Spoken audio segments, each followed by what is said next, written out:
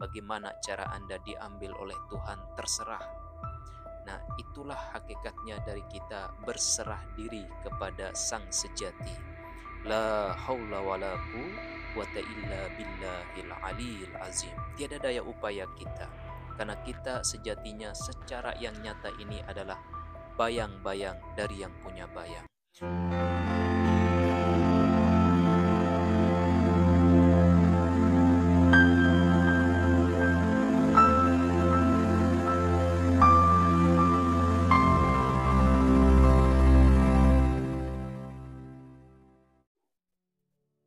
Bismillahirrahmanirrahim.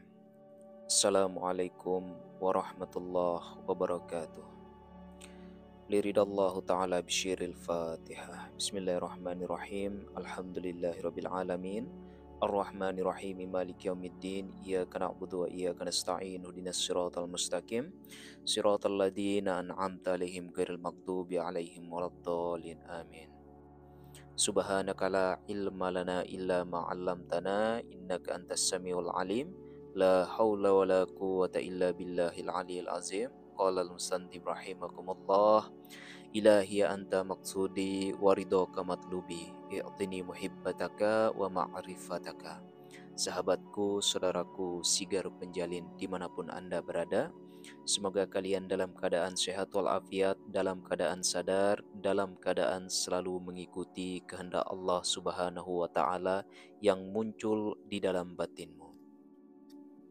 Alhamdulillahirabbil alamin. Kesempatan di malam yang berbahagia ini, saya ingin menyampaikan sebuah muzakarah ilmu hakikat, ilmu ma'rifat, saudaraku, yang alhamdulillah dalam kesempatan malam hari ini terbersit di dalam batin saya, saudaraku, untuk membahas tentang kematian. Apa hakikat daripada sifat kematian itu sendiri? Baik, saudaraku sigar penjalin rahimakumullah, mari kita mulai. Bismillahirrahmanirrahim. Kematian, saudaraku ya. Kematian itu kalau kita bahasakan di sini adalah lenyapnya jasad kita, leburnya jasad kita, hancurnya jasad kita, saudaraku. Namun hakikatnya, apa yang ada di dalam jasad kita itu hakikatnya adalah abadi. Banyak orang yang mengatakan bahwa sesungguhnya kita itu akan sirna. Tapi sejatinya kita itu tidak akan pernah sirna, karena sifat energi atau yang dikatakan daripada sifat ruh di dalam batin kita atau di dalam diri kita, saudaraku. Namun untuk masalah ruh, kita tidak akan tahu di mana letak ruh itu sendiri. Kalau dalam bahasa ilmu hakikat dan ilmu ma'rifat, ruh itu sejatinya diri kita. Dan yang nyata ini, tubuh kasar kita ini sejatinya adalah bayang-bayang dari kesejatian yang sejati. Nah, seperti itu bahasanya, saudaraku. Banyak di antara kita yang sangat takut di dalam kematian. Kenapa? Karena kita sudah terjebak kepada sifatnya doktrin, saudaraku ya. Apalagi orang yang sudah kaya di dunia, saudaraku ya, orang yang sudah memiliki segalanya, tanah, ladang, sawah, itu sangat takut mati, saudaraku. Karena apa? Karena mereka setelah meninggalkan dunia ini, saudaraku ya, segala harta bendanya itu akan diambil oleh orang yang hidup di dalam kehidupan setelahnya, seperti anaknya, istrinya, saudaraku ya, atau orang-orang lain yang ia anggap sebagai sahabat, saudaraku. Nah, itu yang membuat mereka sangat terjebak pada sifat ketakutan di dalam kematian. Baik, saudaraku sigar penjalin rahimakumullah. Sejatinya kematian itu adalah gerbang untuk mengganti wadah, saudaraku ya. Dalam artiannya begini, tubuh kasar kita ini adalah jasad, dan di dalam jasad ini ada yang disebut daripada ruh, saudaraku. Kita akan bahasakan satu saja, ruh, saudaraku. Nah, di dalam ruh itu, itulah hakikatnya daripada sifat sumber kita, sumber kehidupan kita, saudaraku. Ya, itulah yang bahasanya kita bahasakan sebagai Tuhan, saudaraku ya. Ketika kita bisa sinkron dan bisa melafazkan, bisa bayang-bayang jasad ini mengikuti daripada hakikatnya yang punya bayang atau ruh, itulah sejatinya yang disebut daripada alif lam lam ha atau Allah, saudaraku ya. Allah, ketika bahasa-bahasa batin di dalam diri kita ini sudah mampu menjalankan hakikat daripada bayang-bayang ini. Sejatinya dunia ini yang bisa kita rasakan, bisa kita pegang, bisa kita seluruhnya dengan indera kita ini, saudaraku ya. Itu sejatinya adalah bayang-bayang. Kalau kita bahasakan di sini, ketika kita bercermin, saudaraku ya, ketika kita bercermin, yang menjadi pertanyaan di sini, yang mana menjadi bayang-bayang? Apakah yang di depan cermin kita itu, ataukah yang di dalam cermin kita itu? Nah, itu bahasanya, saudaraku ya. Itu tidak bisa kita tentukan mana yang sejatinya. Nah, seperti itulah juga pandangan tentang ruh. Kita tidak tahu tempat ruh atau bahasa-bahasa batin, bahasa perasaan ini kita tidak tahu sumbernya dari mana. Apakah di dada atau di kepala atau di mana, kita tidak tahu, saudaraku. Karena hakikatnya daripada sumber itu, ya aras. Aras itu adalah tempat yang tinggi. Tempat yang tinggi itu otomatis tidak akan bisa dijangkau oleh akal. Bagaimanapun Anda mencari yang namanya sifat kesejatian itu, semakin jauh Anda kepada Tuhan. Semakin jauh Anda mencari Tuhan, semakin jauh Anda membicarakan tentang hakikat Tuhan, semakin jauh Anda kepada Tuhan. Karena hakikatnya Tuhan itu sangatlah dekat.